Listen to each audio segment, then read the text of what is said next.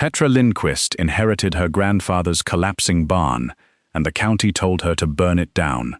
Instead, she spent weeks carefully saving every single board. Her neighbors thought she'd lost her mind over a pile of rotten wood. Her grandfather used to say, "The walls remembered more than any deed ever could." She didn't understand what he meant, until a stranger showed up, claiming half her land belonged to him.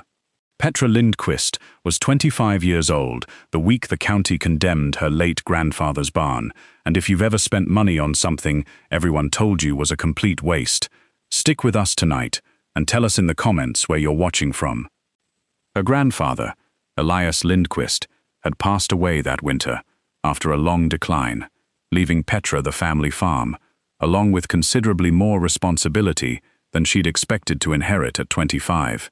Still working part-time in the city, while trying to figure out whether she could realistically take over full-time. The barn itself had been failing for years before Elias died, its foundation shifting, one whole wall leaning at an angle that worried visitors more than it ever seemed to worry Elias himself. A county inspector came out within a month of the funeral, condemned the structure outright, and gave Petra a deadline to have it either properly repaired or demolished before it collapsed on its own, and possibly hurt somebody.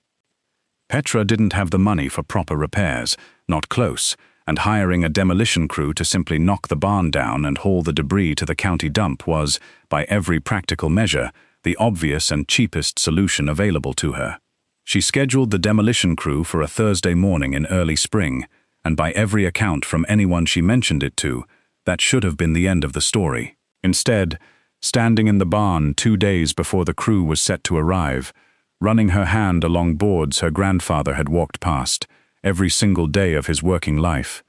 Petra found herself calling the demolition company back to cancel, telling them she needed more time, without being entirely able to explain to the confused scheduler exactly why.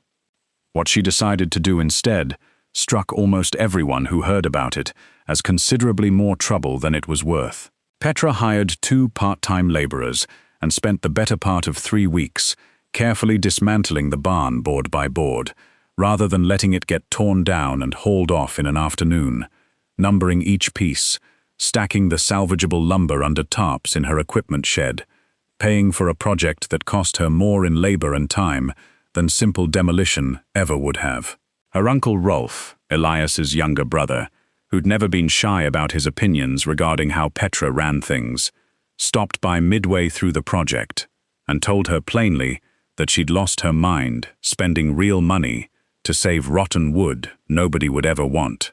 when that same money could have gone toward equipment repairs or seed for the coming season. Petra didn't have a solid answer ready for Rolf that day, mostly because she didn't fully understand her own reasoning either, beyond a stubborn feeling she couldn't quite shake standing in that barn.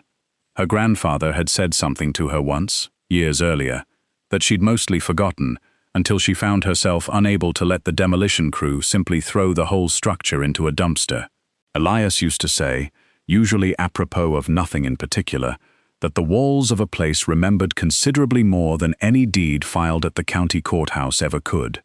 A saying Petra had always taken as one of her grandfather's harmless old man eccentricities, rather than anything worth taking literally. Her bank account told a less forgiving story than her stubbornness did. Between the laborers' wages and the cost of the tarps and equipment shed space she'd cleared out to store everything, Petra had spent nearly $4,000 preserving lumber that, by any conventional measure, was worth considerably less than that once salvaged weathered wood, with no obvious resale value, beyond maybe a rustic decorating market, she had no time or connections to pursue. Money that thin didn't leave much room for sentiment, and Petra knew it even as she kept making the same stubborn choice week after week. She told herself, standing in her equipment shed surrounded by neat stacks of numbered boards, that she'd figure out what to actually do with all of it later, once the more urgent business of actually running the farm settled down some.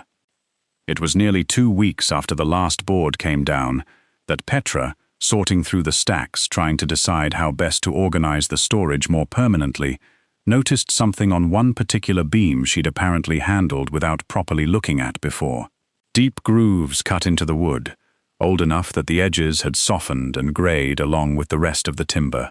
formed shapes that were unmistakably deliberate rather than accidental wear or rot damage. Letters and numbers carved carefully by somebody's hand long before Petra had ever been born, tucked into a corner of the beam she'd have easily missed if the afternoon light hadn't caught it at exactly the right angle.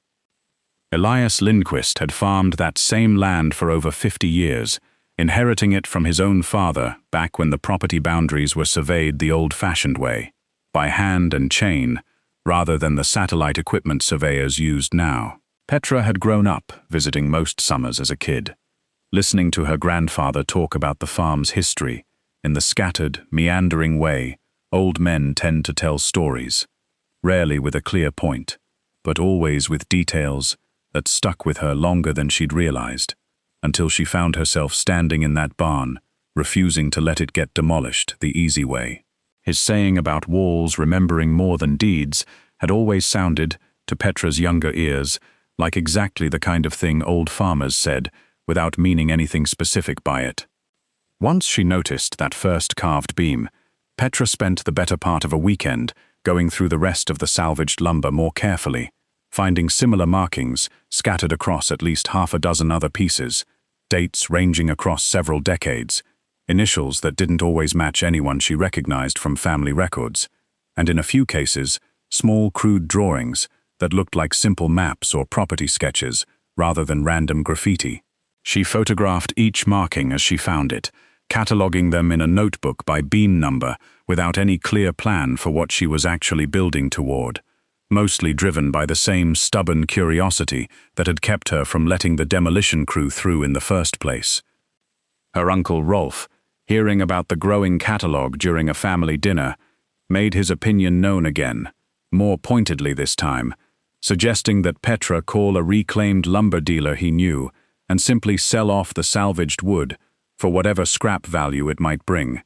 since old carved markings clearly weren't going to pay her farm's actual bills, no matter how interesting they looked. Petra's mother, caught between her brother's practicality and her daughter's stubbornness, the same way Petra herself often felt caught between honoring her grandfather and running a functioning business, suggested a middle ground, keeping a few of the more interesting pieces as keepsakes while selling the bulk of it to recoup at least some of what Petra had spent. Petra didn't sell anything, not yet, telling her mother she wanted a little more time to understand what she was actually looking at before deciding what any of it was worth, financially or otherwise. She spent her evenings after farm chores cross-referencing the dates on the beams against old family photographs and the handful of documents Elias had kept in a metal box in his bedroom closet, trying to piece together which markings might correspond to specific years or events in the farm's history. Most of it remained frustratingly unclear, initials she couldn't match to anyone, crude sketches that could have meant almost anything to the person who'd carved them decades earlier. She was in the equipment shed one Saturday afternoon, comparing two beams side by side under better light, when she heard tires on gravel out front, an unfamiliar engine that didn't belong to anyone in her usual circle of family or neighbors. Wiping dust from her hands, Petra walked around to the front of the property and found a truck she didn't recognize parked in her driveway. A man she'd never met before, stepping out of the driver's seat with a manila folder tucked under one arm, glancing between the farmhouse and a printed document in his hand, like he was confirming he'd arrived at the right address. He introduced himself as Garrett Fenn, explaining, with the kind of practiced calm that immediately put Petra on guard, that he represented his father, who owned the neighboring property to the east, and that a recent survey conducted for an unrelated land sale had turned up a discrepancy in the property line between the two farms, one that, according to the documentation he was currently holding, placed a considerable strip of Petra's most productive eastern field on his father's side of the actual legal boundary. Petra stood in her own driveway, listening to a stranger explain, calmly and with paperwork to back it up, that a piece of land her family had farmed for 3 generations might not legally belong to her at all, and it was only after he'd finished talking and handed her a copy of the survey to review that she remembered, with a cold, sudden clarity, one specific beam sitting in her equipment shed, marked with a symbol she hadn't yet been able to identify. Garrett Fenn left the survey copy with Petra that afternoon, along with his father's business card, telling her plainly that his family would prefer to settle the boundary discrepancy amicably, offering what he called a fair buyout for the disputed strip of land, rather than pursuing a formal legal correction that would cost both families considerably more in surveying and attorney fees. The number he mentioned, when Petra finally asked directly, was low enough to make clear he expected her to feel she had little real choice in the matter, especially once he added, almost as an afterthought, that his family's own survey was recent, professionally conducted, and already filed with the county. Petra spent that evening digging through the metal box of her grandfather's documents, searching for whatever original survey or property records Elias might have kept from when he'd inherited the farm decades earlier. What she found was frustratingly incomplete, an old handwritten deed description using outdated reference points like specific trees and fence corners rather than precise coordinates, a faded photocopy of a survey map missing its most crucial corner where the disputed boundary actually sat, and nothing recent enough or detailed enough to directly contradict the professional survey Garrett had left with her. She called a local attorney the following morning, a woman named Diane Okafor, who handled property disputes fairly regularly in that part of the county, and explained the situation as clearly as she could over the phone. Diane's assessment wasn't encouraging. Without a competing modern survey or some other form of concrete historical evidence establishing where the boundary had actually run for the past several decades, Petra's case would likely come down to her word against a professionally filed document, a fight she stood a real chance of losing outright, or settling for far less than the land was actually worth to her farm's operation. Diane suggested Petra at least gather whatever old family records existed before making any decisions, warning her that these disputes could drag on for months if Petra chose to contest the survey formally. Rolf, when Petra told him about the claim over the phone that same week, seemed almost vindicated by the news, in a way that stung more than she expected, telling her plainly that this was exactly the kind of real problem she should have been focused on solving instead of wasting weeks cataloging carved markings on rotten barnwood nobody could make sense of. He suggested she simply take Garrett's father's buyout offer and move on, arguing that fighting a professional survey with nothing but old carved wood and a stubborn feeling was a losing battle, not worth the legal fees it would cost her. Petra didn't argue with him directly, though something about his dismissal of the barnwood, delivered at the exact moment she desperately needed some kind of concrete historical proof, needled at her more than his usual criticism normally did. That needling feeling sent her back out to the equipment shed that same evening, pulling her notebook of catalogued markings back out and looking at it with considerably more urgency than the curious, unhurried attention she'd given it before Garrett Fenn's visit. She went through beam after beam, cross-referencing the crude sketches and initials against the vague reference points listed in her grandfather's old handwritten deed description, trying to see if any of the carved shapes might actually represent something more specific than random personal graffiti left by bored farmhands decades earlier. Most of the markings still resisted any clear interpretation, initials belonging to nobody she could identify, dates that didn't line up with anything significant in the family records she had access to. But working her way through the stack a second time, comparing beam numbers against her earlier photographs more carefully than she had the first pass, Petra noticed something she'd apparently misread or rushed past during her initial cataloging, a specific marking that looked less like a simple initial and more like a formal surveyor's benchmark symbol, the kind used historically to note an exact, official reference point rather than casual graffiti.